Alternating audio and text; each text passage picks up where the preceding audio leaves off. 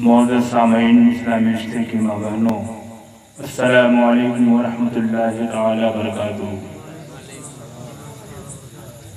الحمدللہ الذی کفا وسلام علی عبادہ الذین اصطفیٰ، اما بعد فاعوذ باللہ من الشیطان الرجیم، بسم اللہ الرحمن الرحیم، ان اللہ مع الصابرین۔ آمنت باللہ صدق اللہ العلی العظیم وصدق رسولہ النبی الامین الکریم ونحن علی ذلک لمن الشاہدین والشاکرین والحمدللہ رب العالمین۔ آئیے ہم اور آپ نہایت عقیدت و محبت و احترام کے ساتھ ساری کائنات میں سب سے بہتر و برتر صاحب انا اعطیناک الکوثر، شفیع روز محشر، محبوب داور، ہم غریبوں کے غمگسار، نائب پروردگار، طٰہٰ و یاسین، جناب رحمت للعالمین، فخر آدم و بنی آدم، رسول محتشم، وجہ تخلیق عالم، روحی فدا حضرت محمد مصطفیٰ صلی اللہ علیہ وسلم کے دربار نور بار کی جانب لو لگا کر ہدیہ درود پیش کریں۔ پڑھیں اللہم صلی علی سیدنا مولانا محمد وعلی آل سیدنا مولانا محمد بارک وسلم۔ صلاۃ و سلام علیک یا رسول اللہ، صلاۃ و سلام علیک یا حبیب اللہ، وعلی آلک و اصحابک یا شفیعنا یوم الجزا۔ بعد نماز عشاء سے آپ نے نعت و منقبت کے اشعار سے اپنے قلب کو منور کیا ہے۔ میں بھی تھوڑی دیر کے لیے حاضر ہوا ہوں۔ میرے بعد میرے استاد و مربی، بلکہ اس علاقے کے تقریباً 80% علماء کے استاد العلماء، عمدۃ الفقہاء، ناشر مسلک اعلیٰ حضرت مخدوم خلیفہ مخدوم ملت حضرت علامہ مولانا حضور اعظمی صاحب قبلہ مدد نورانی کا خطاب نایاب آپ حضرات سماعت فرمائیں گے۔ ہم جو کچھ بھی کہیں گے یا جو کچھ کہتے ہیں لوگ علماء علاقے کے، وہ سب اسی دریا سے موتیاں چن کر کے ہم لوگ آپ کے سامنے رکھتے ہیں۔ آج سمندر خود آپ کے سامنے موجود ہے۔ خوش نصیبی ہے آہوپور کے لوگوں، جو لوگ تشریف لائے ہیں وہ مبارکباد کے لائق ہیں۔ جو لوگ نہیں آئے ہیں اپنی کسی وجہ سے، انہیں افسوس ہوگا کہ ایک ایسی عظیم شخصیت جو آپ کے گاؤں میں جلوہ بار ہے، جو بالگرامی فیضان لے کے حاضر ہے، سرکار سیدی آقائی مولائی سید اویس مصطفیٰ صاحب بالگرامی نے جن کو اپنا معتمد سمجھا اور اپنی خلافت سے نوازا، وہ آج تشریف فرمائے۔ خلیفہ اگر موجود ہے تو جانو پیر موجود ہے، خلیفہ موجود ہے تو جانو پیر موجود ہے۔ وہ عظیم شخصیت آج آپ کے گاؤں میں آئی ہوئی ہے۔ میں مبارکباد دوں گا علی جناب محمد سراج خان صاحب کو کہ جنہوں نے محنت و مشقت اور ساری کوششوں کو بروئے کار لاتے ہوئے ایک ایسی عظیم شخصیت سے آپ حضرات کو روبرو کرایا، اور آپ حضرات ان کے فیض سے مستفید ہوں گے۔ حضرات گرامی وقار، اس سے پہلے کہ میں کچھ عرض کروں، عادت کے مطابق اور احباب کی فرمائشوں کے تحت دو چار شعر مجھ سے بھی سماعت کر لیں، اگر آپ کی سماعتیں بیدار ہوں تک۔ پہلے قطع سماعت فرمائے، میں آپ کے ماحول کو جانوں، پھر اس کے بعد میں اپنی لکھی ہوئی منقبت آپ کو سناؤں گا۔ سماعت فرمائیں۔ لہو میں تر ہے مگر مسکرائے جاتے ہیں، لہو میں تر ہے مگر مسکرائے جاتے ہیں، لہو میں تر ہے مگر مسکرائے جاتے ہیں، شہید ہو کے بھی سجدے میں پائے جاتے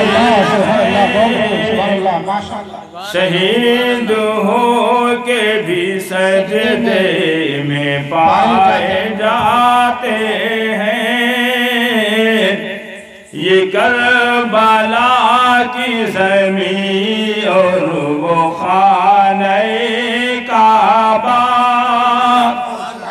یہ کربلا کی زمین اور وہ خانہ کعبہ، وہ خانہ کعبہ،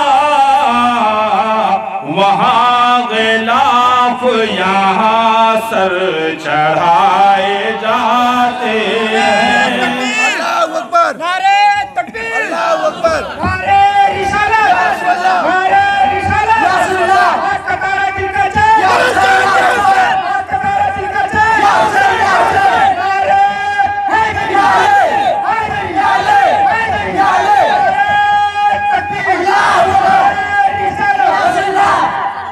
اللہ سلامت رکھے آپ کے جذبوں کو۔ اب آپ منقبت امام حسین سماعت فرمائیں، درشی پڑھ لیجئے صلی اللہ علیہ وآلہ صلی اللہ علیہ وسلم علیہ یا رسول اللہ صلی اللہ علیہ وسلم۔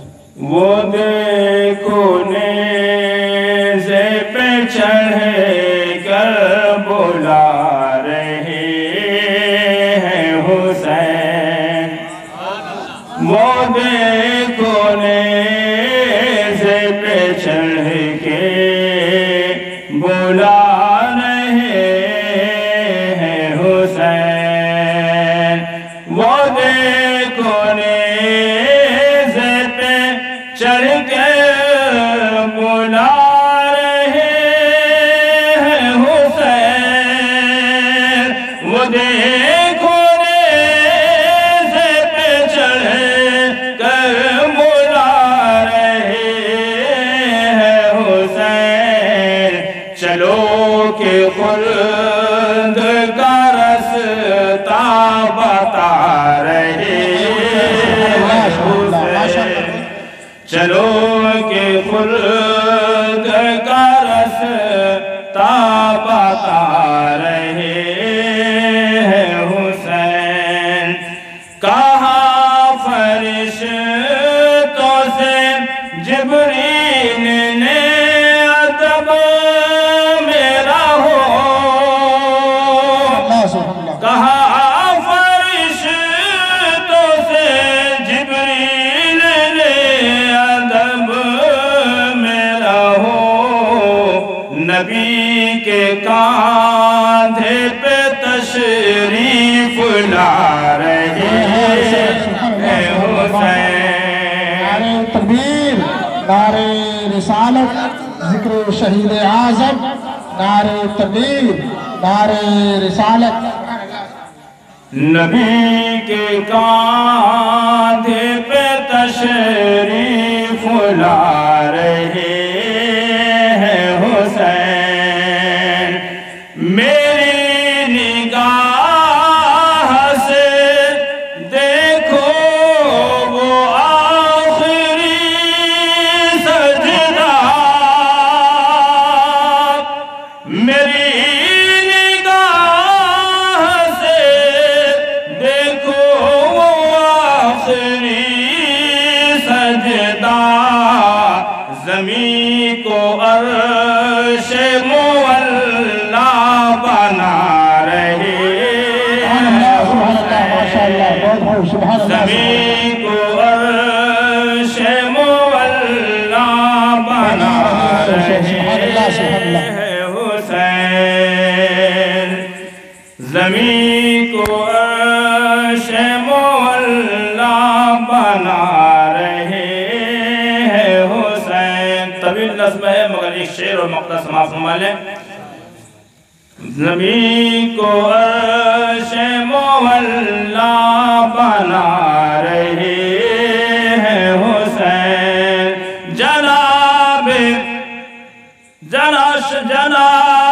زینب ام رباب بانوں کو، پورا مجمع کہے سبحان اللہ، جناب زینب ام رباب بانوں کو اصول فاطمہ زہرا سکھا رہے ہیں حسین۔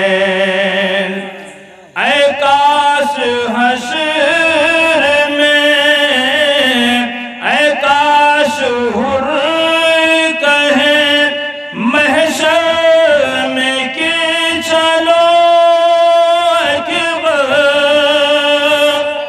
اے کاش حر کہیں محشر میں کہ چلو اکبر، گناہ گار ہو پھر بھی بلا رہے ہیں حسین، گناہ گار ہو پھر بھی بلا رہے ہیں حسین۔ ہے قلب میرا منور بہترام علی، ہے قلب میرا منور بہترام علی، زہ نسیم میرے نام میں ہے نام علی، زہ نسیم میرے نام میں ہے نام علی، زہ نسیم میرے نام میں ہے نام علی۔ جواب دے کے فرشتوں سے یہ بھی کہہ دوں گا، جواب دے کے فرشتوں سے یہ بھی کہہ دوں گا، علی امام منستو منم غلام علی، علی امام منستو منم غلام علی۔ ستیزہ کار رہا ہے ازل سے تا امروز، چراغ مصطفی سے شرار بولہبی۔ نظام قدرت یہ ہے کہ جب جب باطل سر بلند ہوا تو حق اس کا سر کچلنے کے لیے منصب شہود پر جلوہ گر ہوا۔ اللہ تبارک و تعالیٰ نے اہل حق کو کبھی تنہا نہیں چھوڑا۔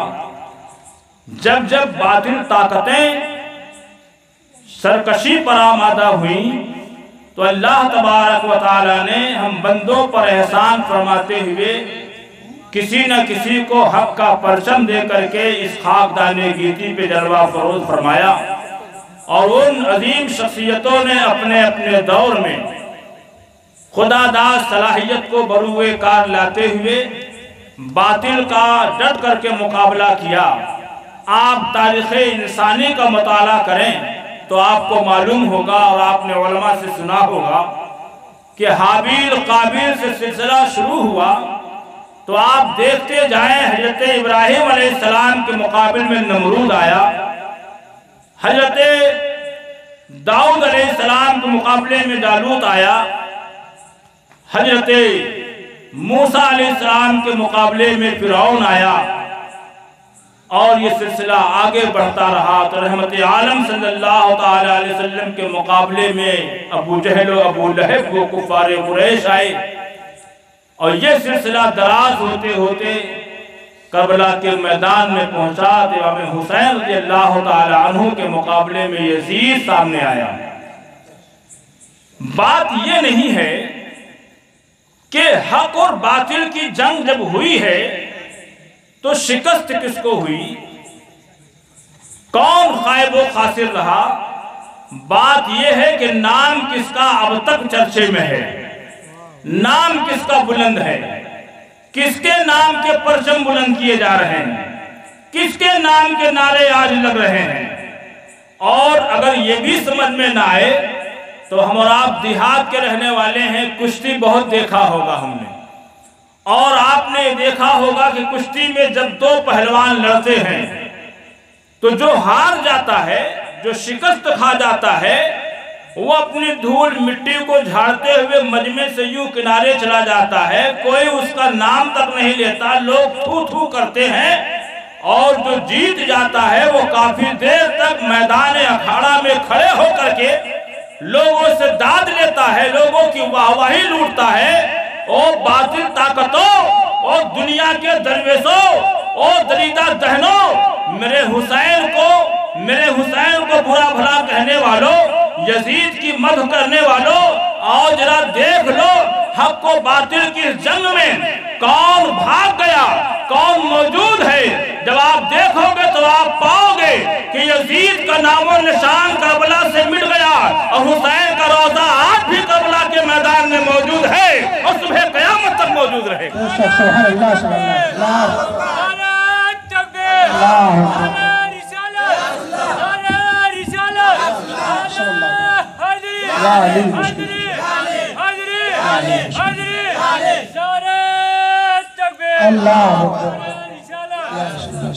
دنیا کے لوگ اگر ہار جیت کا فیصلہ اس سے کرتے ہیں تو یہ بالکل ان کے لیے واضح بات ہے کہ دیکھو کربلا میں آج بھی کس کا پرچم بلند ہے، کون آج موجود ہے۔ اور ایک بات اور کہ امام حسین رضی اللہ تعالیٰ عنہ کے روضے پہ سرخ پرچم آپ نے دیکھا؟ آپ کبھی تصویر میں دیکھیں گے یا آپ یوٹیوب وغیرہ کبھی چلائیں گے دیکھیں گے تو امام حسین کا روضہ جب دیکھیں گے تو اس پہ سرخ پرچم ہے۔ کیا وجہ ہے؟ ہم ربیع الاول میں ہرا پرچم بلند کرتے ہیں، اسلامی پرچم تو ہرا ہے، ہمارے اور آپ کے ماننے کے اعتبار سے ہرا پرچم سبز گنبد سے مناسبت رکھتے ہوئے ہرا پرچم بلند کرتے ہیں۔ امام حسین کے روضے پہ سرخ پرچم کیوں ہے؟ اس کی وجہ یہ ہے کہ اہل عرب کا یہ معمول تھا کہ جب جنگ کرتے کرتے ایام حرمت والے ایام آ جاتے، جن مہینوں میں جنگ کرنا حرام ہے، ان کے اپنا قاعدہ ان کا وضع تھا کہ ان مہینوں میں یہ چیز حرام تھی اور اسلام نے بھی اس کو باقی رکھا کہ ان مہینوں میں حرام ہے۔ تو کرتے کیا تھے کہ جو قافلہ سالار ہوتا تھا، جو جنگ کا جو فوج کا سپہ سالار ہوتا تھا، وہ جنگ بندی کا اعلان ہو جانے کے بعد اس کے خیمے پہ سرخ پرچم لہرا دیا جاتا تھا کہ سنو ہماری تمہاری یہ جنگ بندی عارضی ہے، مگر ہماری اور آپ کی لڑائی اب بھی جاری ہے۔ یہ سرخ پرچم اس بات کی علامت ہے کہ ہم تلوار تو نہیں اٹھائیں گے مگر نظریات کے ہم مخالف رہیں گے، تمہارے طریقے اور کردار کے مخالفت کرتے رہیں گے۔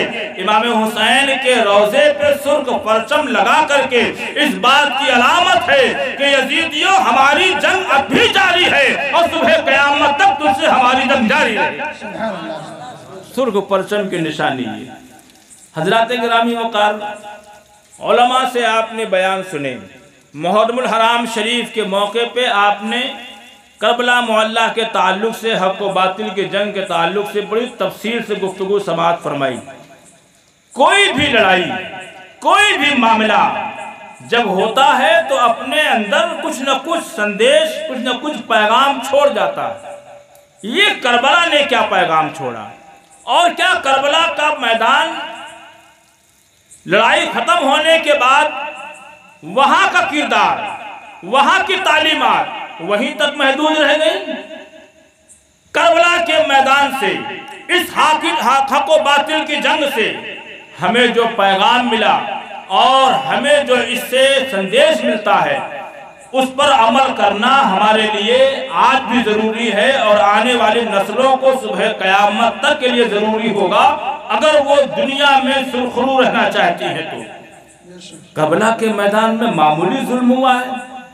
یہی نہیں کہ بچے شہید کر دیے گئے، پیٹ بھر گیا ظالموں کا، یہی نہیں کہ خیمے جلا دیے گئے، دل کو تسکین مل گئی ظالموں کو، یہی نہیں کہ حضرت سکینہ اور بیویوں کے سروں سے چادریں چھینی گئیں، کلیجہ ٹھنڈا ہو گیا ہوتا ان دریدہ دہنوں کا، یہی نہیں کہ گھوڑوں کے ٹاپوں سے لاش مبارک کو رودا گیا، اس پہ ان کو تسلی ہو گئی ہو، جی نہیں۔ اس کے بعد بھی سلسلہ اور آگے بڑھتا گیا، اور یہ سلسلہ اس وقت سے جو شروع ہوا تب سے لے کے آج تک سادات کرام ہمیشہ ہر موقع پہ، ہر موڑ پہ جو ظالم حکومتوں کے ظلم کا شکار ہوتے رہے ہیں، اور اگر ظالم حکومت کہیں نہیں ہے یا جہاں اسلامی حکومت نہیں ہے، ظلم نہیں ڈھایا گیا، تو وہاں اپنے ہی لوگ یزیدی کردار میں آ کر کے سادات کرام کے ساتھ وہ برا سلوک کیے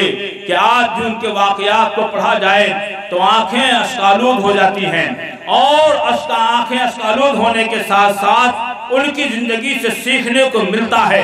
امام زین العابدین رضی اللہ تعالیٰ عنہ واحد وہ شخص ہیں، امام حسین رضی اللہ تعالیٰ عنہ کی اولاد سے جو کربلا کے میدان سے بچ کر کے بیمار ہونے کی وجہ سے بچ کر کے آپ دنیا میں باقی رہے اور آپ نے زندگی اپنی بتائی، مگر ظالموں نے اس عظیم سپور، عظیم سپہ سالار اور ایک چشم و چراغ کو بھی باقی نہ رہنے دیا۔ اب آخر ان کو بھی زہر دے کر کے شہید کر دیا گیا۔ امام زین العابدین رضی اللہ تعالیٰ عنہ کون؟ ان کی عظمت، ان کی فضیلت، ان کا صبر، ان کا تقوی، ان کی پرہیزگاری، ان کی سخاوت اگر آپ دیکھیں تو آنکھیں آپ کو ٹھنڈی ہو جائیں گی، اور ان پر ظلم دیکھیں تو آنکھیں چھلک پڑ جائیں گی۔ امام زین العابدین رضی اللہ تعالیٰ عنہ میدان کربلا سے قافلہ لے کر کے نکلے ہیں، تب سے ظلم شروع ہوا تو پھر دمشق کے بازار تک موقع بموقع ظلم کے شکار ہوتے رہے۔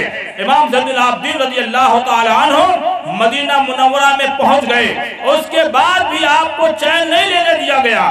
کون امام زین العابدین؟ وہ امام زین العابدین رضی اللہ تعالیٰ عنہ جن کی ولادت سن 33 یا 37 یا 38 ہجری میں ہوئی۔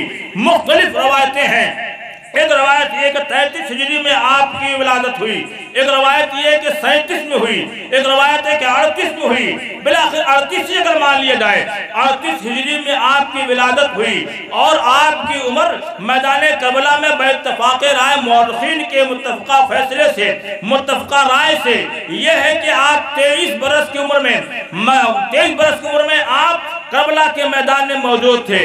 امام زین العابدین رضی اللہ تعالیٰ عنہ کہ تقوی پرہیزگاری کا عالم یہ رہا، آپ کی خشیت کا یہ عالم رہا کہ واقعہ کربلا کے بعد کبھی کسی نے آپ کو ہنستا ہوا نہیں دیکھا۔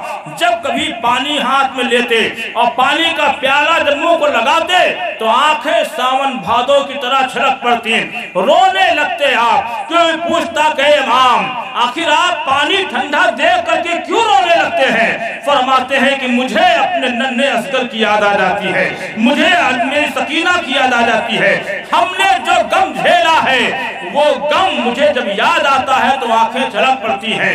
امام زہری رضی اللہ تعالیٰ عنہ نے ایک موقع میں پوچھا تھا، اے امام علی مقام، اے امام زین العابدین، آخر یہ بتائیں آپ اتنا گریہ کرتے ہیں، اتنا روتے ہیں، آخر رونے کی کیا وجہ؟ تو آپ نے بڑا پیارا جواب دیا، کہا مجھ سے رونے کی وجہ پوچھتے ہو؟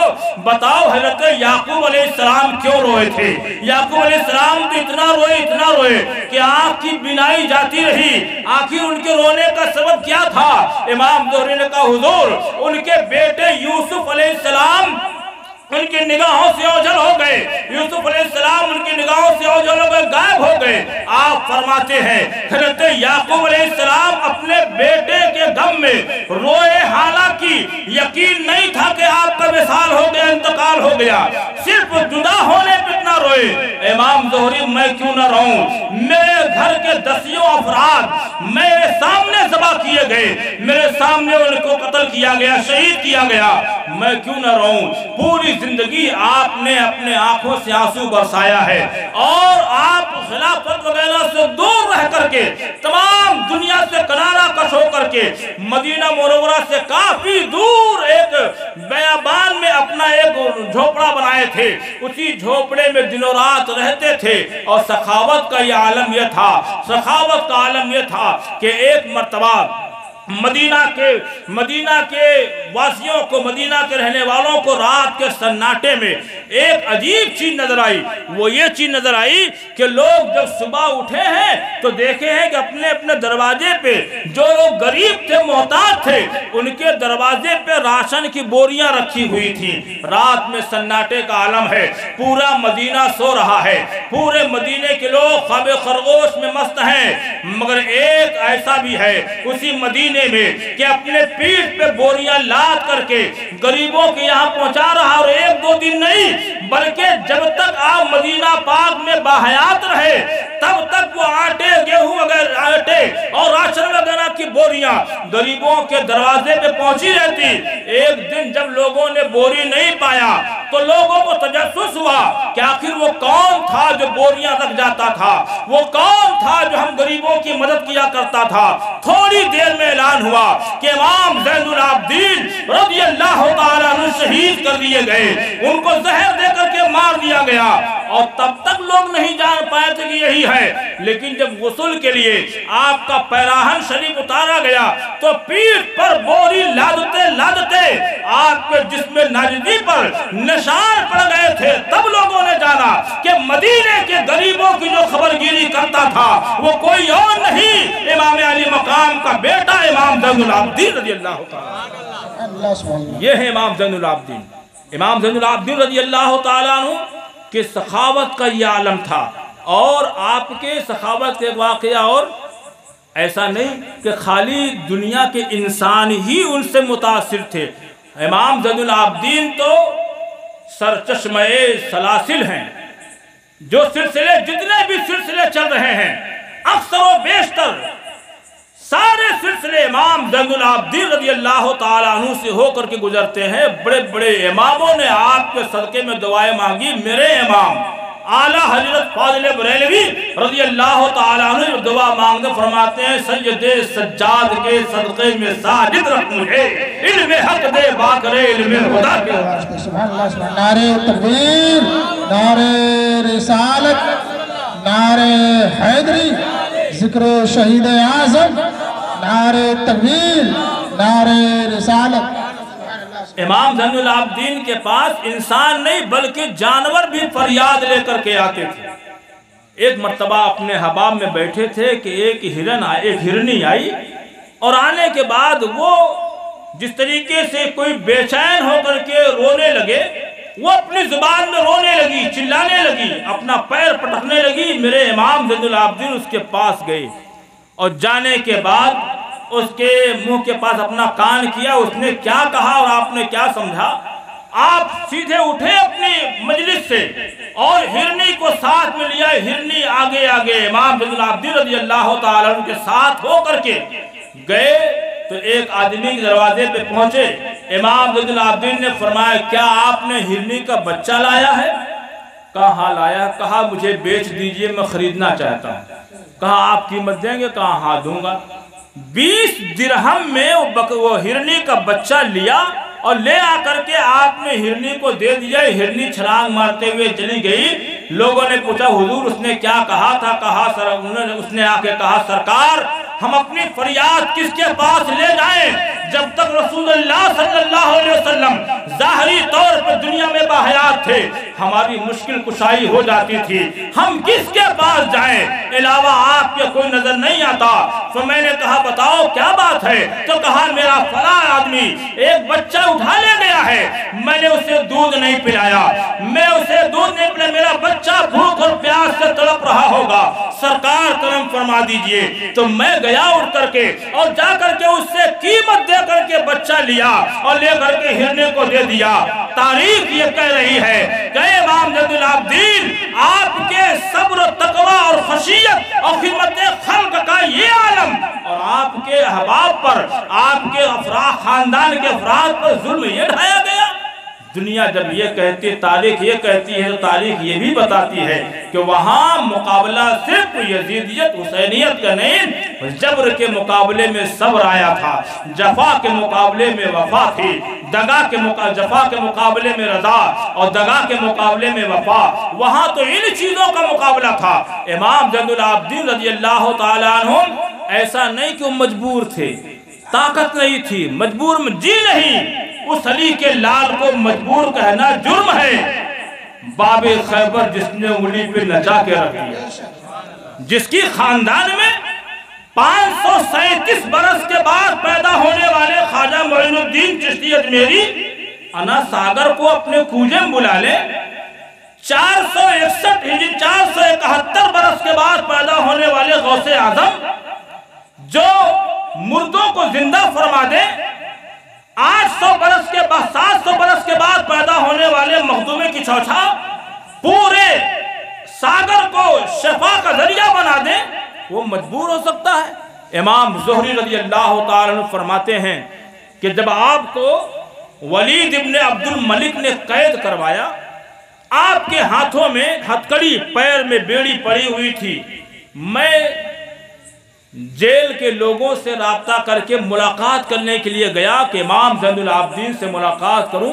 جب میں گیا میں نے دیکھا کہ ان کے ہاتھ میں ہتکڑی، پیر میں بیڑی پڑی ہوئی ہے، تو میری آنکھوں میں آنسو آ گئے، میں بخار چھوڑ کے رونے لگا، میری آواز بھر آ گئی۔ فرماتے زہری کیوں رو رہے ہو؟ کہا سرکار جس کے ایک اشارے سے جہنم کی جنزیریں ٹوٹ جائیں گی، جن کو جنت کا ٹکٹ مل جائے گا، وہ شہنشاہ، وہ بادشاہ جنزیروں میں جکڑا ہوا ہے، پیر میں بیڑیاں لگی ہوئی ہیں۔ مجھے یہ دیکھ کر کے رونا آ گیا۔ میرے امام زین العابدین نے فرمایا زہری تم نے سمجھا نہیں، دنیا والے اگر مجبور سمجھتے ہو تو جا کے بتا دو، زین العابدین جب چاہے یوں توڑ دیا کرتا ہے، جب چاہے یوں بیڑیوں کو پھوڑ دیا کرتا ہے۔ امام زین العابدین نے یوں جھٹکا دیا اور بیڑیاں ٹوٹ کر کے کنارے ہو گئی۔ آپ نے پیر کو یوں جھٹکا دیا، پیر کی بیڑیاں، ہاتھ کھتڑیاں ٹوٹ گئی۔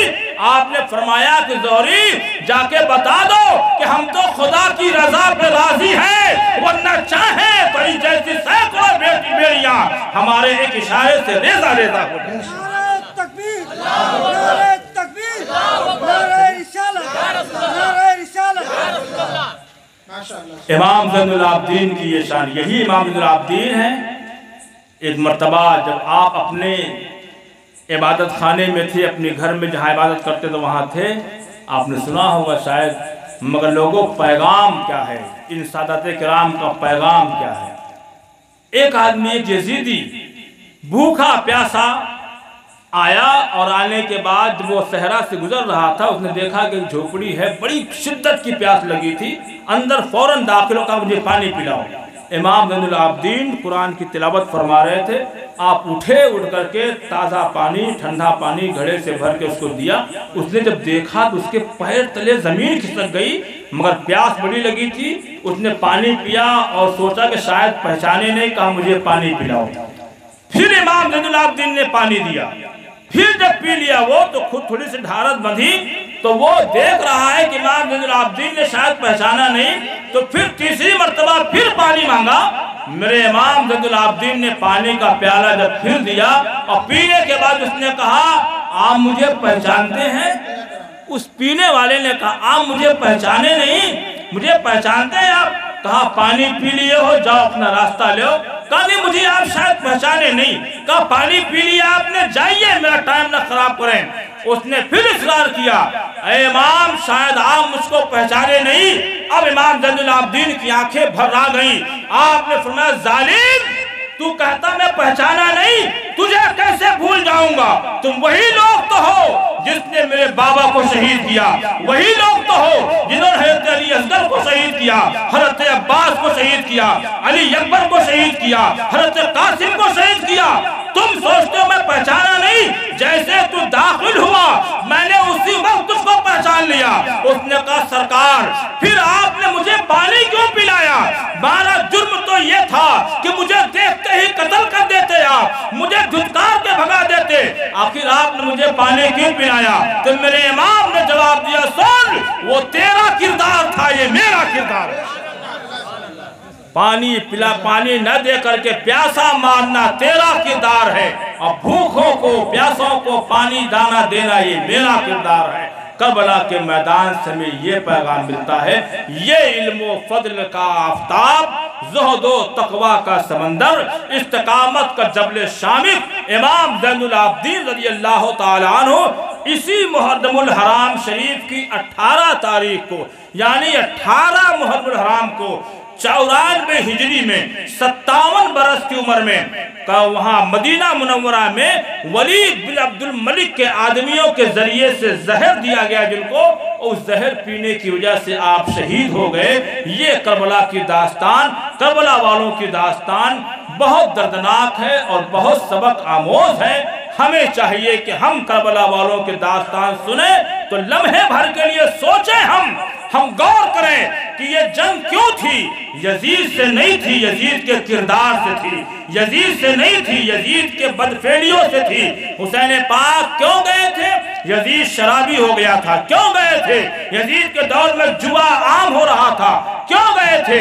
حسین رضی اللہ تعالیٰ عنہ نے جب دیکھا کہ یزید کے لوگ یزیدی بہن بیٹیوں کی عزتوں کو محفوظ نہیں رکھ رہے ہیں، محرمات سے نکاح کرنے لگے ہیں، تو حسین پاک گئے، اے لوگوں اگر وہ برائیاں آپ کے اندر بھی ہیں تو آپ سچے حسینی نہیں، آپ منہ سے حسین کا نام لیتے ہیں، دل میں یزیدیت کو بیٹھا رکھا ہے۔ آج ہمارا نوجوان جوئے کے اڈے پر ہے، ہمارا نوجوان شراب پیتا ہے، ہمارا نوجوان بہن بیٹیوں کی عزتوں سے کھلواڑ کرتا ہے۔ کیوں ڈھونگ رچاتے ہیں آپ؟ حسینیت کا نام لیتے ہیں تو حسینی کردار کو بھی اپنائیے، ورنہ یاد رکھو دعویٰ بے اصل ہے، جھوٹی ہے محبت تیری، کام آئے گی نہ یہ ظاہری الفت تیری۔ اللہ تعالیٰ کی بارگاہ میں دعا ہے کہ مولا تعالیٰ ہمیں کربلا والوں سے محبت کرنے کی توفیق عطا فرما اور ان کے اسوہ پر، ان کے طرز زندگی پر عمل خیر کے توفیق رفیق عطا فرما۔ السلام علیکم ورحمۃ اللہ تعالیٰ وبرکاتہ۔